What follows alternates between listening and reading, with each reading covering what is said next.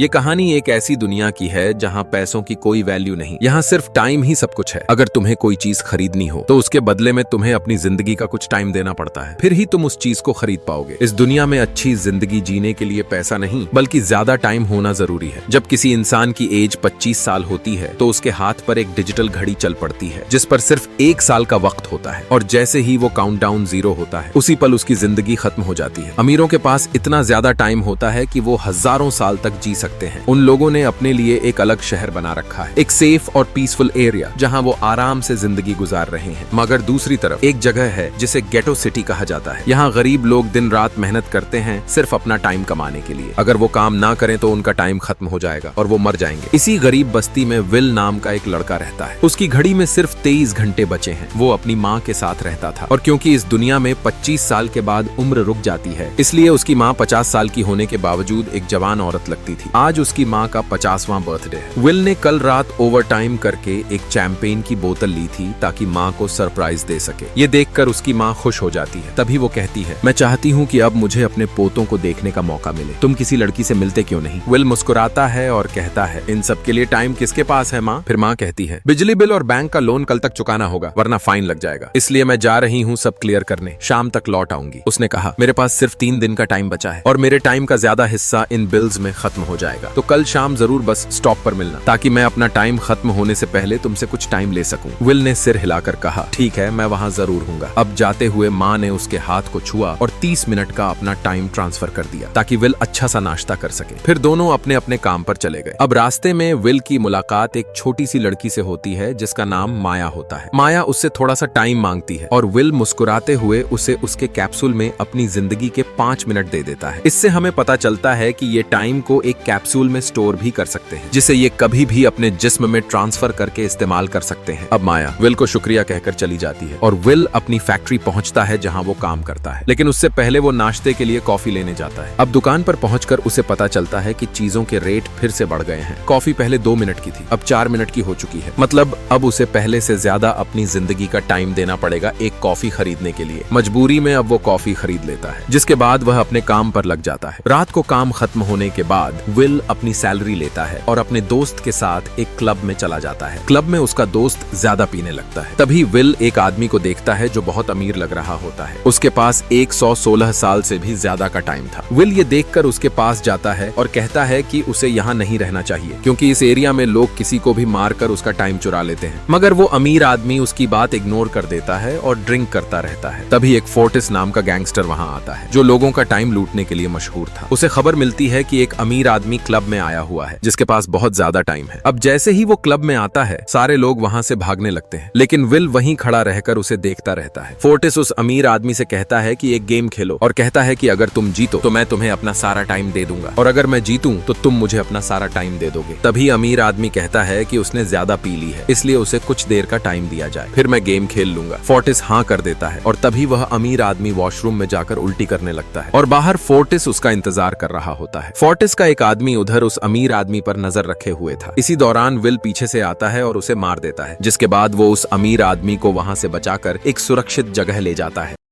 वहां पर विल ने उस अमीर आदमी से कहा, मैंने तुम्हें पहले ही कहा था कि यहाँ तुम्हारी जान को खतरा है, फिर भी तुम जानबूझकर अपना वक्त बर्बाद कर रहे हो। तभी वो आदमी मुस्कुराता है और कहता है, मेरा नाम हेनरी है। फिर वो विल से पूछता है, तुम्हारी उम्र कितनी है? विल कहता है, मैं 28 साल का हूँ। हेनरी कहता है, मैं 105 साल का हूँ और अब मैं जिंदगी से थक गया हूँ। मैंने हर खुशी, हर दर्द, सब कुछ महसूस कर लिया है। अब मुझे इस जिंदगी की कोई जरूरत नहीं। हेनरी विल से कहता है, क्या तुमने कभी सोचा है कि दुनिया में अलग अलग टाइम जोन क्यों बनाए गए हैं? गेटो जैसे इलाकों में चीजों के रेट और टैक्स किसी भी वक्त क्यों बढ़ जाते हैं? फिर वो बताता है, ये सब प्लान करके किया जाता है ताकि गरीब लोग ज्यादा देर जिंदा न रहें। उनकी मौत से मिलने वाला टाइम ग्रीनविच के अमीर लोगों को मिलता है। ये पूरा सिस्टम उन्हीं के बनाए हुए नियमों पर चल रहा है। वहाँ के लोगों के पास जीने के लिए हजारों साल हैं, जबकि तुम लोग हर दिन अपनी जिंदगी बचाने के लिए मेहनत करते हो। उन्होंने तुम्हें मजबूर कर दिया है कि तुम उनके लिए काम करो। हेनरी आगे कहता है, वो महंगाई बढ़ाते हैं ताकि तुम्हारा हर दिन, हर मिनट उनके सिस्टम में खर्च हो जाए। तुम्हारा टाइम उनके लिए अमृत जैसा है जिससे वो हमेशा हमेशा जीते रहते हैं। उनकी जिंदगी तुम जैसे लोगों की मौत से चलती है और मैं ऐसी जिंदगी नहीं जीना चाहता जो किसी मजबूर इंसान के वक्त से खरीदी गई हो। विल ये सब सुनकर समझ जाता है कि हेनरी असल में एक बहुत नेक दिल आदमी है। अब थोड़ी देर बाद दोनों वहीं सो जाते हैं। अब अगली सुबह जब विल की आंख खुलती है तो वो हमेशा की तरह सबसे पहले अपने टाइम पर नजर डालता है और उसके टाइम में 116 साल ऐड हो चुके थे। उसे समझ आ जाता है कि हेनरी ने अपना पूरा वक्त उसे दे दिया है और अब हेनरी एक पुल पर बैठा हुआ था। उसके पास कुछ ही सेकंड बचे होते हैं। तभी वो थोड़ी देर बाद एक झटके से मरकर पुल से नीचे पानी में गिर जाता है, जिसके बाद हमें विल दिखाया जाता है जो अपने दोस्त के पास जाकर सब कुछ बताता है और फिर विल अपने दोस्त को भी 10 साल का टाइम दे देता है। दूसरी तरफ विल की माँ अपने टाइम में से सारे बिल चुकाकर घर लौटने के लिए निकलती है और उसके पास सिर्फ 1.5 घंटे का टाइम बचा हुआ था। अब बस स्टॉप पर उसे ड्राइवर बताता है कि बस का रेट बढ़ गया है, इसलिए अब उसे 1 घंटे के बजाय 2 घंटे देने होंगे, लेकिन उसके पास सिर्फ 1.5 घंटे टाइम बचा है। वह ड्राइवर से कहती है, अभी तुम 1 घंटे का टाइम ले लो, बाकी मैं अगले स्टॉप पर अपने बेटे से लेकर दे दूंगी। मगर ड्राइवर मना कर देता है, जिसके बाद विल की माँ जल्दी में उधर से भागने लगती है और इधर विल भी बस स्टॉप पर पहुंचकर अपनी माँ का इंतजार कर रहा होता है। तभी बस वहां आ जाती है, लेकिन उसकी माँ बस में नहीं होती। वह बहुत परेशान हो जाता है और अपनी माँ को ढूंढने के लिए वहां से चला जाता है, लेकिन उसके पास अब कुछ ही मिनट्स का टाइम बचा हुआ था, इसलिए वह रास्ते में घरों के दरवाजे खटखटाती और उनसे थोड़ा सा टाइम उधार मांगती, लेकिन कोई भी उसकी मदद के लिए तैयार नहीं था। इधर विल जब थोड़ी सी दूर गया तो उसे अपनी माँ नजर आ जाती है। उसे पता था कि उसकी माँ के पास टाइम बहुत कम है, इसलिए वह अपना हाथ आगे करके अपनी माँ की तरफ तेजी से दौड़ता है। तभी उसकी माँ का टाइम खत्म हो गया और वह मरकर विल की बाहों में गिर गई। यह देखकर विल चीख चीख कर रोने लगा, क्योंकि उसने अपनी माँ के लिए क्या कुछ नहीं किया था।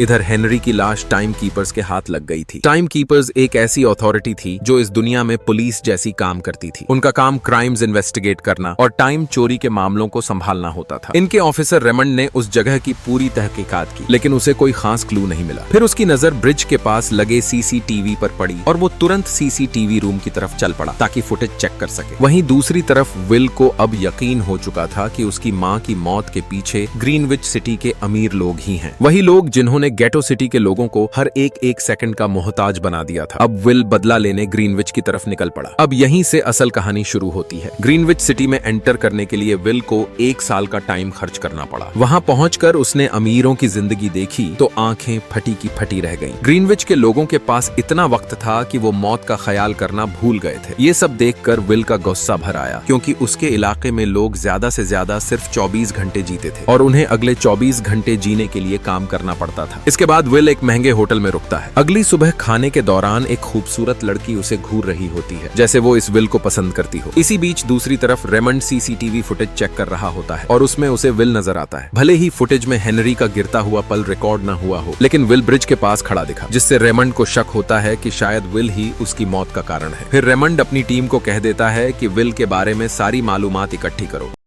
रिसर्च से उन्हें पता चलता है कि विल ने अपना बहुत सारा टाइम खर्च करके ग्रीनविच में एंट्री ली है। इससे रेमंड को यकीन हो जाता है कि विल ही हेनरी को मारने वाला है। वो फौरन अपनी टीम के साथ ग्रीनविच निकल पड़ता है। अब इधर ग्रीनविच के एक कैसीनो में विल एक टेबल पर बैठ जाता है जहां अमीर लोग पोकर खेल रहे होते हैं। शुरू में लोग उस पर हंसते हैं क्योंकि वो नया आया है, मगर विल गैम्बलिंग में माहिर था। उसने फिलिप नाम के एक अमीर आदमी के साथ गेम खेला। फिलिप यहाँ का सबसे दौलतमंद शख्स था और उसका अपना टाइम बैंक भी था। फिलिप के साथ उसकी बेटी सिल्विया भी थी, वही लड़की जो विल को पहले से नोटिस कर रही थी। अब गेम में विल ने अपनी जिंदगी का सारा टाइम दांव पर लगा दिया और अपनी सोच और चाल से फिलिप से 1100 साल जीत लिए। ये देखकर सिल्विया उससे बहुत इम्प्रेस्ड हो गई और उसने विल को अपने घर वाली पार्टी में इनवाइट किया। अगली शाम विल ने नई कार खरीदकर फिलिप की पार्टी में हिस्सा लिया। वहाँ विल और सिल्विया डांस करने लगे और सिल्विया धीरे धीरे विल के हुस्न में खो जाने लगती है। तभी रेमंड अपनी टीम के साथ पार्टी में पहुंचता है और विल को गिरफ्तार कर लेता है। रेमंड सबसे पहले विल का सारा टाइम छीन लेता है और उसे सिर्फ 2 घंटे रहने देता है। फिर हेनरी के कत्ल के इल्जाम में विल को अरेस्ट कर देता है। विल बयान करता है कि उसने हेनरी को मारा नहीं, हेनरी ने खुद अपना टाइम उसको दे दिया था और फिर उसने अपनी जान ले ली। लेकिन रेमंड विल की बात पर यकीन नहीं करता, जिससे विल समझ जाता है कि ये उस पर झूठा केस लगा देगा। तभी विल ने मौका देखकर रेमंड के आदमियों से लड़कर खुद को आजाद कर लिया। फिर उसने उनकी बंदूकें ले ली और सिल्विया को अपनी शील्ड बनाकर ले गया। फिर रेमंड और उसकी टीम को चकमा देते हुए सिल्विया को लेकर वह वापस गेटो सिटी सिटी की तरफ जाने लगा। रास्ते में विल के पास टाइम बहुत कम बच गया था। उसने सिल्विया से कहा, मुझे कुछ समय दो, मगर सिल्विया उस पर भरोसा नहीं कर रही थी क्योंकि वह उसे हेनरी का कातिल समझ रही थी। इसलिए उसने 1 सेकंड भी देने से इनकार कर दिया। विल अब कार और तेज चलाता है ताकि वह जल्दी गेटो सिटी पहुंच जाए और किसी से टाइम उधार ले सके। जल्दीबाजी में वह रोड पर बिछे कांटों पर ध्यान नहीं देता, जिससे टकराकर कार ब्रिज से नीचे गिर जाती है। दरअसल रास्ते में फोर्टिस और उसकी गैंग ने ये कांटे बिछाए थे। अब वे अपनी गैंग के साथ उनके पास आते हैं तो वे दोनों बुरी तरह जख्मी पड़े होते हैं। फोर्टिस ने नोटिस किया कि सिल्विया के पास 10 साल का टाइम है। अब फोर्टिस ने उसका सारा टाइम छुड़ा लिया और वहां से निकल गए। जब विल और सिल्विया होश में आए तो सिल्विया ने देखा कि उसके हाथ में सिर्फ 30 मिनट बचे हैं और विल के पास भी कुछ ही मिनट थे। फिर भी विल ने अपने कुछ मिनट सिल्विया को दिए, जिससे दोनों का समय बराबर हो गया। फिर विल सिल्विया को उस दोस्त के घर ले गया जिसे उसने पहले 10 साल दिए थे। जैसे ही उसकी वाइफ ने दरवाजा खोला तो उसने बताया कि तुम्हारे दिए हुए 10 साल मेरे शौहर की मौत का कारण बने। उसने सारा टाइम शराब में उड़ा दिया। यह सुनकर विल सदमे में चला गया, पर अब दोनों के पास ज्यादा टाइम नहीं था। अगर अब भी कुछ न किया तो उनकी मौत करीब थी। तभी विल की नजर सिल्विया की ईयर रिंग पर पड़ी, जो एक डायमंड ईयर रिंग थी। उस ईयर रिंग को बेचकर उन्हें 2 दिन का टाइम मिल गया। फिर विल सिल्विया के बाप फिलिप को फोन बूथ से कॉल करता है और बताता है कि उसकी बेटी अब ठीक है। विल ने सिल्विया को छोड़ने के बदले 10,000 साल का टाइम मांगा और कहा कि यह टाइम बैंक के जरिए गरीबों में बांट दिया जाए, वरना मैं तुम्हारी बेटी को मार दूंगा। इसके बाद विल सिल्विया को अपने घर ले आया, जहां दोनों सुबह का इंतजार कर रहे थे। अगली सुबह जैसे ही बैंक खुला तो दोनों ने देखा, लेकिन बैंक ने गरीबों में कोई टाइम नहीं बांटा। सिल्विया को यह देखकर बहुत दुख हुआ। अब उसे समझ आया कि उसका बाप सिर्फ बिजनेसमैन नहीं बल्कि इस सिस्टम का हिस्सा है। उसके बाप के लिए टाइम के आगे उसकी बातें भी कोई अहमियत नहीं थी। वह अमीर लोगों की वजह से गरीबों की मौत से अपनी जिंदगी के साल जमा करता रहा। अब सिल्विया को उदास देखकर विल समझ गया कि वो अब और बर्दाश्त नहीं कर सकती। इसलिए उसने फैसला किया कि सिल्विया को वापस घर भेज दे। अब विल उसे फोन बूथ ले गया और उसने फादर को मदद के लिए कॉल किया। विल ने अपना वेपन भी उसके हवाले कर दिया ताकि वह अपनी हिफाजत कर सके। लेकिन उसी वक्त टाइम कीपर रेमंड चुपके से आ गया और विल पर गन तान दी। रेमंड विल को मारने ही वाला था कि सिल्विया ने देख लिया और घबराकर रेमंड पर गोली चला दी। गोली उसके हाथ को छूकर निकल गई, लेकिन खून बहने लगा। अब विल उसके पास गया और विल ने देखा कि रेमंड के पास सिर्फ 2 घंटे बचे हैं। असल में टाइम कीपर्स को भी रोज 1 दिन का ही टाइम मिलता था, सैलरी के तौर पर। विल समझ गया कि जब तक उसके लोग आएंगे रेमंड मर चुका होगा। इसलिए विल ने उसे 2 घंटे का टाइम और दिया और उसकी कार लेकर निकल गया।